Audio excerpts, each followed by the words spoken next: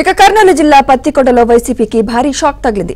పత్తికొండ మండలంలోని హోసూర్ గ్రామంలో వైసీపీకి చెందిన 50 కుటుంబాలు టీడీపీలో చేరాయి. వీరికి టీడీపీ కర్నూలు ఎంపీ అభ్యర్థి బస్తిపాటి నాగరాజు, పత్తికొండ అసెంబ్లీ అభ్యర్థి కేఈ శ్యాంకుమార్ పార్టీ కండువాలు కప్పి సాదరంగా ఆహ్వానించారు. వైసీపీ అరాచక పాలనతో విసికి వేసారి ఆ పార్టీ నాయకులు, కార్యకర్తలు టీడీపీలో చేరుతున్నారని నాగరాజు తెలిపారు.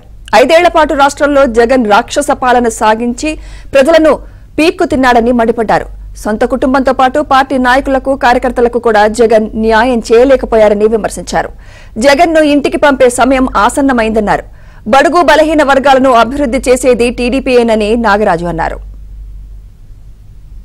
రాష్ట్రాన్ని పరిపాలించాలని కుటుంబంలో ముగ్గురు పరిపాలించాలనేటువంటి మనిషి, కుటుంబంలో ముగ్గురు పాలించలేని వ్యక్తి ఈ రాష్ట్రంలో పరిపాలించే అర్హత ఉందా? ఆయన ఎప్పటికీ ఈ రాష్ట్రాన్ని పరిపాలించాలని ఏదైనా లేదు. ఎందుకంటే కుటుంబాన్ని మెయింటైన్ చేయలేనటువంటి వ్యక్తి ఈ రాష్ట్రాన్ని సర్వనాశనం చేసి పెట్టారు. అంతేగాని సోదరులారా, వాస్తవంగా ఈ రాష్ట్రం బాగుపోవాలంటే తెలుగుదేశం పార్టీతో సాధ్యం.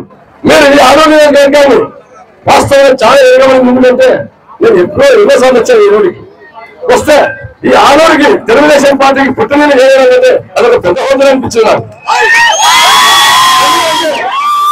ఎన్నోసార్లు రోడ్ల పోతే ఒక సైకిల్ వేయగలిగారు బస్ స్టాండ్ లో. ఆ పసుపు సైకిల్ పెట్టేవాళ్ళు. ఎంత ఓపిక ఈ ఊర్లో పార్టీ ఎంత బలమైంది, ఎంత జీవిస్తుంది కానీ నేను ఎన్నోసార్లు సైకిల్ తీసుకునేవాళ్ళు. అంటే ఈ ఊర్లో తెలుగుదేశం పార్టీకి అంత ఖ్యానం ఉంది, తెలుగుదేశం పార్టీ అంత బలంగా ఎన్నోసార్లు